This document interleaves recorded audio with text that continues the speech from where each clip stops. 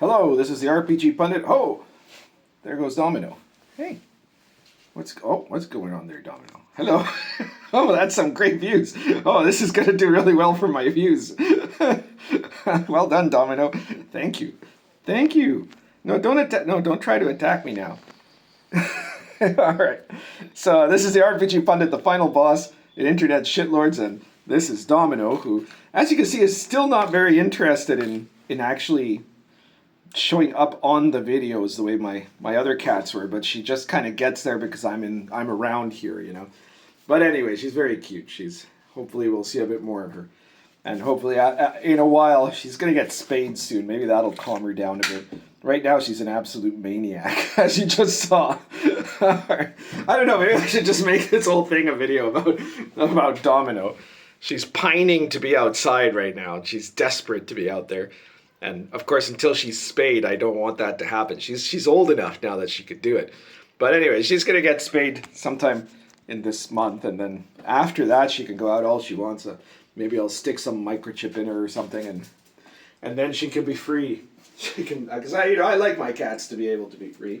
I want them to be happy. Anyway, this is all irrelevant. I got completely derailed thanks to Domino, as often happens in many different contexts. But today, I wanted to talk to you, and not so much about Domino, as about the future of the RPG hobby.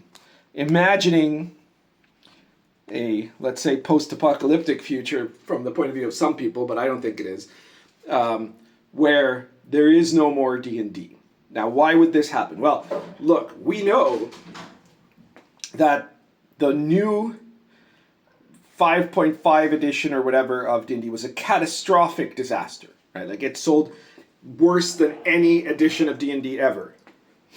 And as a result of that, people have been abandoning ship, right? We know the VGT is dead. All their plans are laid waste. Wizards of the Coast has no idea what to do next. And so they've begun the firings, right? Perkins and Crawford left. They might have left because they didn't want to be fired. They might have said, well, we're resigning, but because you knew that if they didn't resign in 24 hours, they'd be fired. And then a lot of these other guys are leaving too, including, what's her name, Jess Lanzillo or whatever, the person that was the current... She was, Kyle Brinks' replacement, the current person in charge of D&D design. And Kendricks, the guy that was for like 4 months, the visible media guy. Both of those people lasted like 4 months, right? Like, they were hired on the presumption that D&D 5.5 was going to be fantastic, right? Because how could the edition that had more artwork of black women put together, more black women in their edition than every other edition put together, how could that not succeed? How could millions of black women not see that and decide they wanted to play D&D for the first time in 50 years? How could such a tragedy have happened? It's almost as if certain demographics of people, because of reasons of culture and other reasons, are not drawn to doing something. They're not interested in doing something, and no amount of pandering is going to make them interested, And it's almost as if the people in charge at Hasbro are half-wit inbred morons who have like become so mentally defective in their the frailty of their aristocratic blood. I can say that as someone with aristocratic blood, that they were actually believing the nonsense that was told to them by these DEI officers, right? It's just, kick out the white men and bring in, black lesbians, and that'll be a much bigger market. And they're like, oh, okay, because they have no idea what they're doing. So naturally, it was the worst selling edition of all time. That's essentially it in a nutshell. There was other stuff wrong with it too, of course, but the push to move it to the VTT, all kinds of things, the OGL scandal, all of those things contributed to wreck 5.5. And it's very clear now that Wizards is being told, as either doing it themselves or being told by Hasbro, the same difference, that shut it all down, right? Like they're going to And I've been predicting this since forever, and people kept claiming I was wrong. I'm a liar, whatever, blah blah blah. I said, look, the VTT was going to go all digital in the first place, right? That was the plan. They're never going to keep doing books. Books were dead the moment they quit that distribution deal, that the long-standing distribution deal that they had. There was no going back to there. So everything that's come out since then has just been like cleaning up stuff, and it's actually been merchandising stuff, right? Like they released the books, of course, for 5.5 in a book format. First of all, because the VTT wasn't ready, right? But second, and it never was ready in the end. But second, because that's something that serves as a special promotional item, right? To have the new edition core books, that now, of course, you're going to publish that, or at least it would make sense to.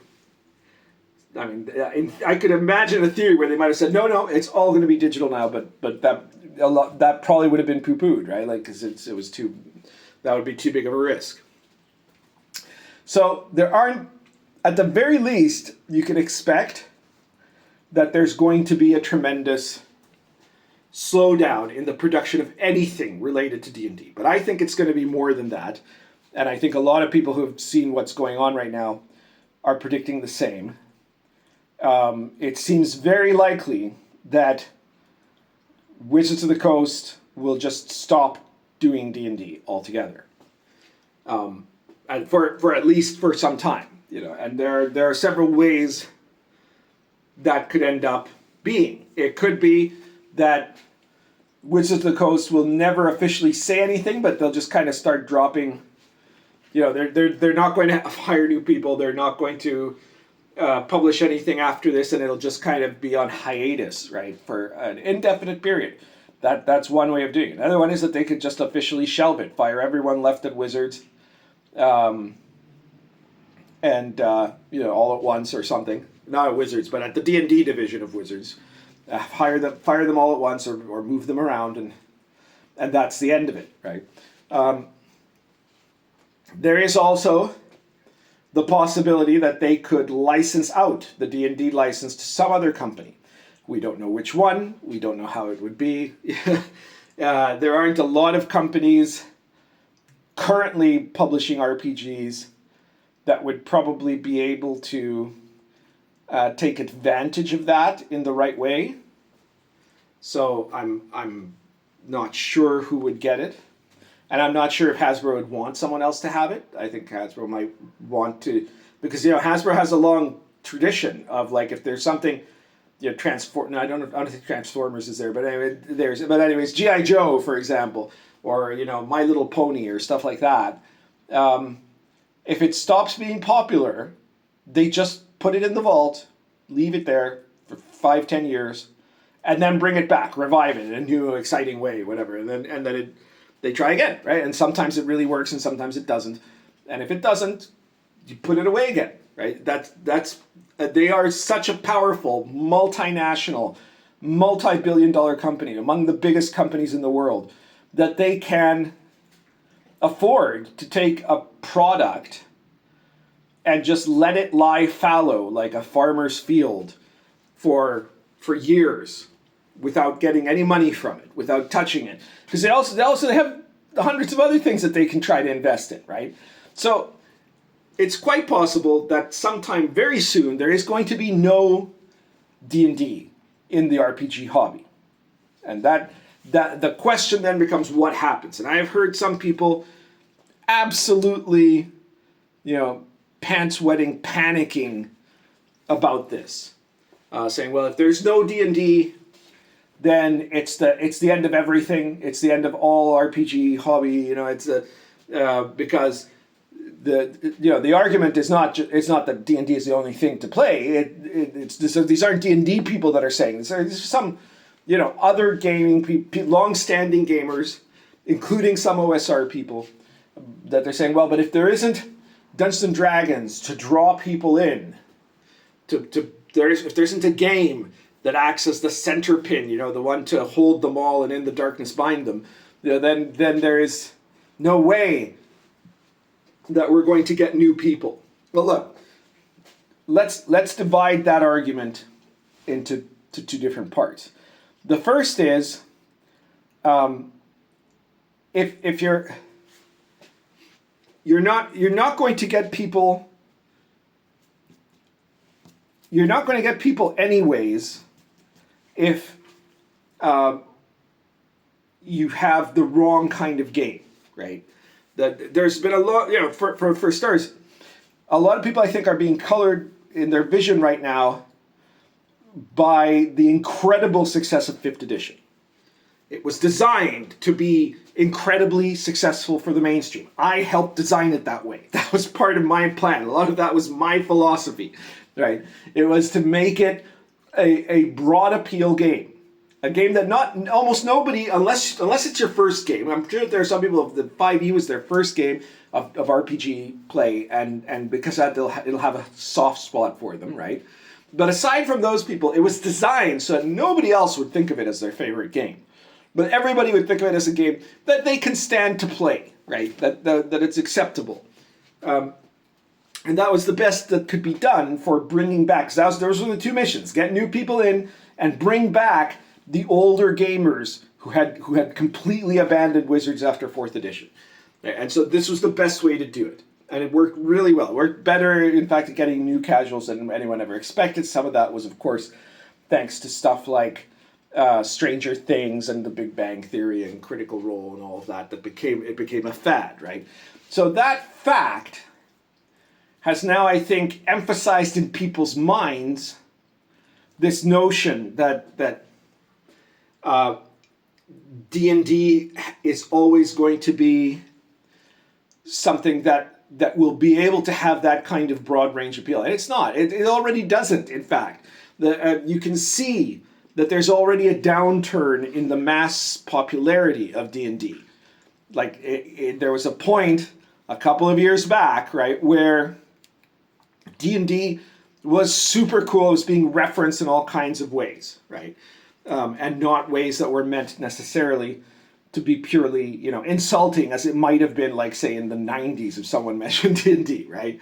It was meant to be as cool, as something that or at least nerd cool, right? And so there were people drawn to it by that. But it's already, that's already kind of just faded away. It's not that now people are, like, back to saying, oh, get stuffed in the locker, nerd, or something like that. It's just not being paid attention to anymore because its moment has passed, right? The peak has died. Stranger Things has not had a very good season in quite a while. And I think the first 2 seasons were the really successful ones, right? Big Bang Theory is canceled. And, the Critical Role has not had a successful campaign of theirs in quite a while, right? Candela Obscura was a disaster. And, they're just... the luster is gone, okay? So that's already done anyways. And you don't really need a huge mass market appeal to have a hobby that is healthy and successful.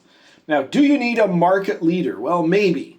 We don't know. Ironically, there's never been a moment in RPG history where there literally hasn't been a market leader, because you had D&D for almost all the history. It was briefly overtaken in the 90s, in the late 90s, at the time that TSR was literally going bankrupt. It was overtaken by World of Darkness briefly. But then World of Darkness was really huge at that moment. It was also the fad. And it was later overtaken again by Pathfinder in the 4E era for a short time. But again, that was because 4E was horrible, and Pathfinder was basically a 3rd edition clone, and they had marketed it well, right? But there was always there was another game there, right? There was another game that was almost as big. We don't have now another game that is almost as big. There's nothing that's even close to as big as 5e. Pathfinder, some people say, oh, well, Pathfinder will come. No, it won't come back. Pathfinder's done. Pathfinder was a gimmick. It was a game that was essentially like an OSR version of the 3rd edition rules, a modified 3rd edition, so that the gamers that despised 4th edition could keep playing. They could keep being. There's something out there. I don't know what she's seeing, but she really wants to hunt something. It's that she's got that fever. So that it was just meant to be a substitute for 3.x edition, and it was super important when 4th edition was the main edition of D&D.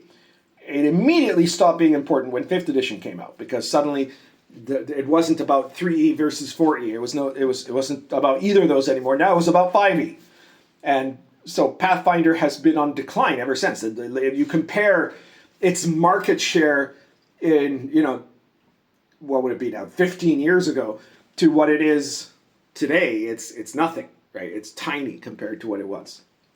And it's not going to be the one to come back, obviously, because nobody, there's never been an old edition that has come back to be the market leader when there are newer editions. That's just not what happens. So what you're going to get, potentially, like, this is the thing, there are now very few companies making RPGs. Like, there are none, literally, that are anywhere near what Hasbro is, of course, right? But there are very few that are even close to near. There's still kind of Chaosium, but it's much smaller than it used to be. Palladium is much smaller than it used to be. And they were never as big as Wizards to begin with. And there's probably nobody right now that could afford to make something on the scale of D&D, much less 5e, much less like Wizards of the Coast 5e, right? That's practically impossible.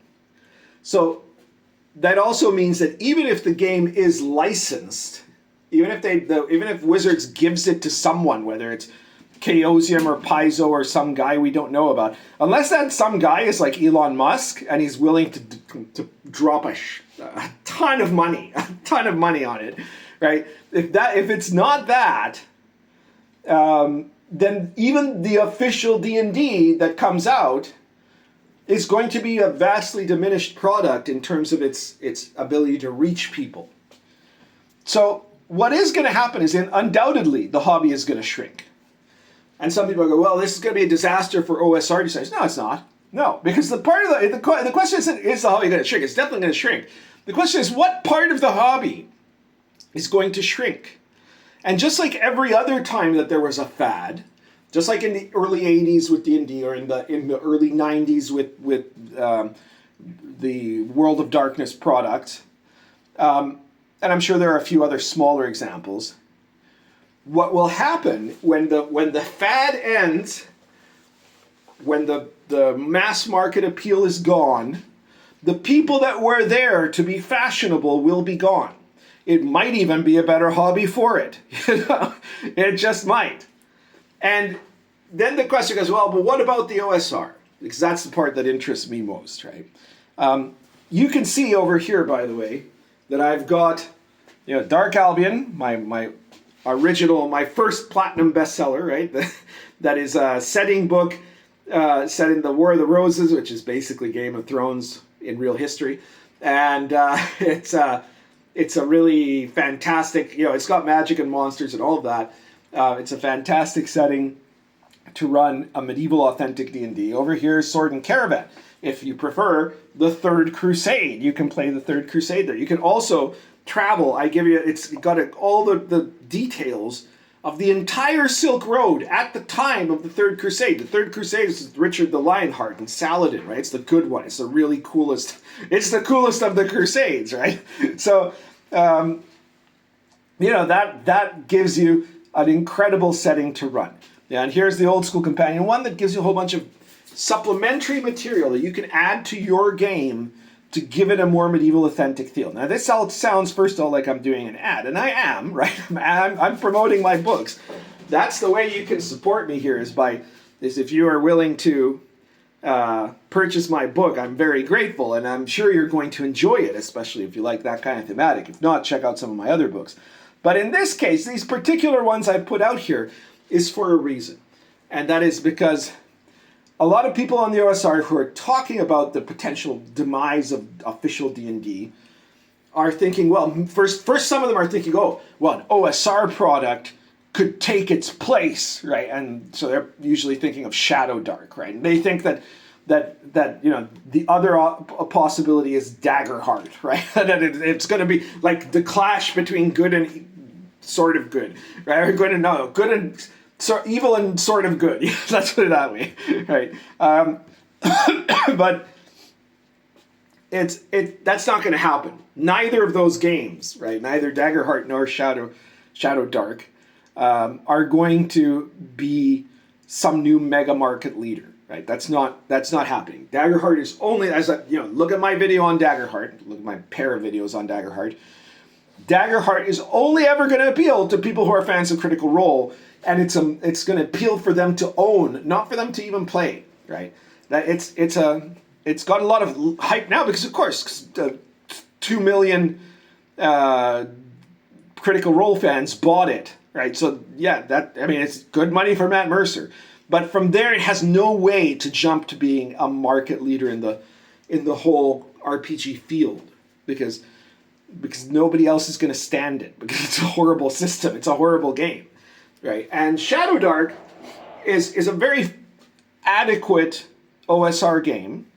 It does a couple of things really, really well, and then it doesn't really do other things almost at all in the main book. And I know that now there's a supplement and stuff like that, so there might be some elements of those supplements that are adding to its ability to do stuff.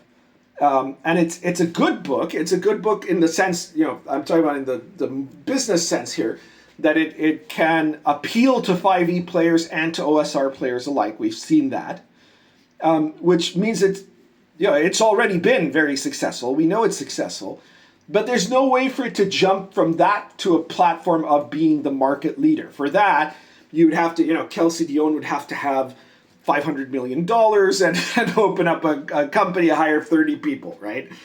Something along those lines. Maybe it doesn't have to be 500 million, maybe it could be 100 million or maybe even 50 million, but you'd have to have a large amount of money and all the setup, all the infrastructure to do that, right? So it's not going to become the market leader.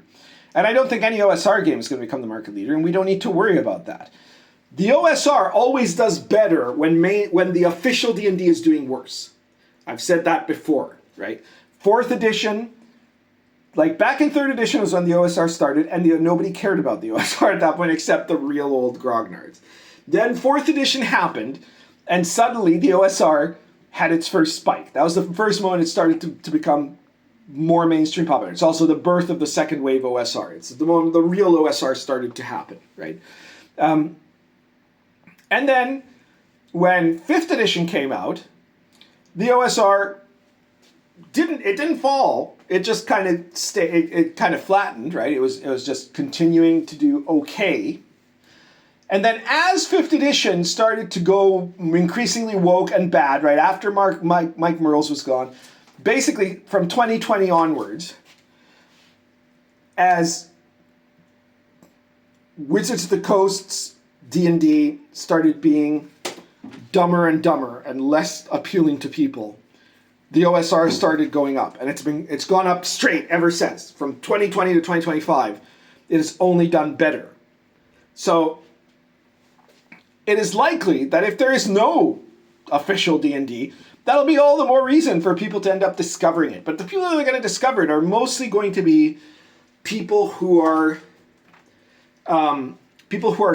gamers already, or people who are the kind that are going to become serious gamers, right? They're not going to be. It's not going to largely be casuals. We're not going to have an OSR game that a bunch of casuals are going to enjoy. And I've seen other people in these videos about what's the future of the OSR, right? Suggesting, no, but what we have to do is be more welcoming. I haven't heard anyone say welcoming in the sense of diversity, right? But I've heard people say it in the sense of we have to have a game where we dumb it down for people or something. And I don't think that's true. I don't think that there is. I don't think that, first of all, it's particularly complicated, what we do. Like, the OSR is not a difficult. OSR systems are not especially difficult. Sometimes they're written badly, and that makes them a bit difficult. And yeah, you could probably have like one that was like a complete introductory, because a lot of OSR games, what they do is they set it up and they're like, okay, roll your attributes, this is your armor class, hit points. And some books, including my own, don't bother to even explain what those things are, because we assume that the person buying the product has been playing RPGs, and specifically D&D, probably for years, if not decades, right? You don't, up until now, you don't usually get newcomers going straight into the OSR. And I'm still not sure that's ever going to happen. And I don't think that's what we should emphasize on either, right?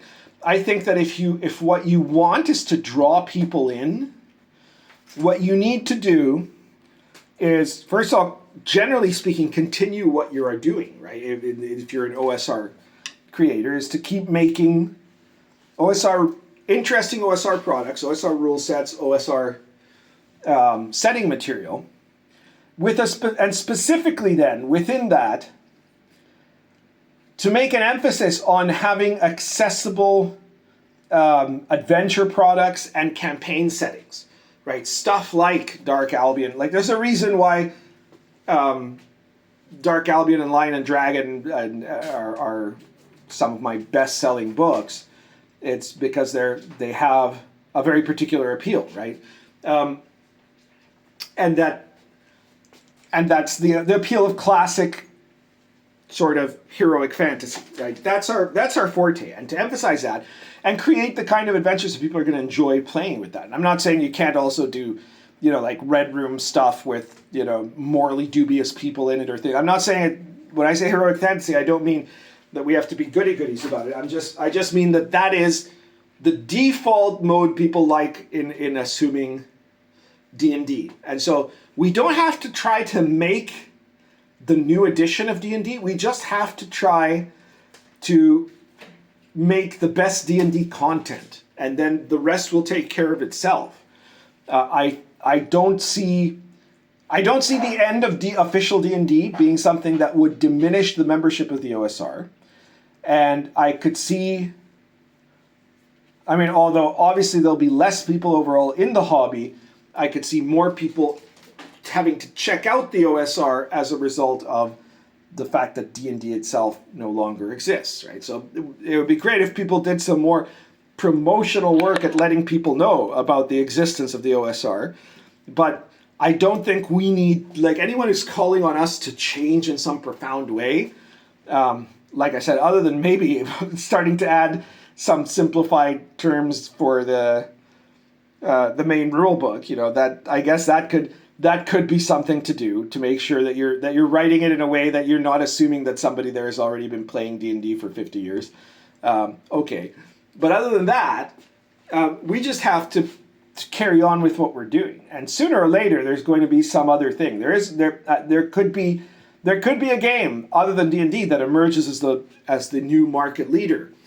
The thing is, I don't see any right now in the current environment. I don't see any single game that already exists that would be capable of doing that. And people are going to say, like, their favorite, Call of Cthulhu, right? Or Pendragon, or like whatever, the Vampire. No, none of those are going to do it, right? Because they never did it before. They're not going to do it now, right? Especially because those companies that have them are nothing like what they once were, right? None of those are going to be the new market leader. There might be a game that comes out. It's not going to be Daggerheart, right? As Condor calls it. And it's not going to be, any of these games that were rushed out in response to the OGL fiasco. Not any of them. Those are all going to be forgettable. And I don't think it's going to be an OSR game. It'd be wonderful if it was, right? If Elon Musk wants to start a company, asks me to help design some games, and we do like an OSR D&D that is fully supported in all kinds of ways by massive amounts of money, maybe it could do it. I don't know, but I don't see that happening, right? So the main thing about this video is to tell you not to panic about the future, right? But to see that in that time, what you can do if you're an OSR designer, if you're a game designer, is to make the kind of products that will draw in people to the particular niche of the hobby that we are in the OSR. And that's, I think, all we have to do. We don't have to worry about anything else. I don't think our hobby will die out if D&D is gone. I think that people at this day and age, especially with the internet, are going to be sufficiently discerning to figure out that there are a whole bunch of role-playing games that are still available, and that you can play and that have a thriving community, and the OSR has got one of the biggest communities in the entire gaming hobby. So I think that we're pretty good, Anyways, that's everything for today. Please like the video if you can, subscribe if you haven't subscribed, share the video anywhere you think people find it interesting or will get pissed off about it. And please check out all my products as well as the ones here. Check out in the description. You can expand the description. You'll see links to all of my books, all my games, all my stuff. Coming out very soon, probably in a week or two, I'll have my new book, The Last Vikings, which you don't want to miss. And for now, check out the Red Room store for the latest issue of the Pundit Files, number 34, I think it is. It's called Madness, and it's got all kinds of mechanics for you to handle, let's call it, mental health issues in the campaign world, right? If you're adventure, different things. If you're like adventure, gets short-term insanity from magic, insanity from trauma, all kinds of other stuff. Magical, magic user insanity versus non-magic user, all sorts of things in there that you can use if you want to get more crazy in your game, right? So check that out. It's still, as always, only at the Red Room and only $3.50, okay? Currently smoking. This is a, what is this? It's a Neerup Shell Walnut, I think it's called, with Argento roots.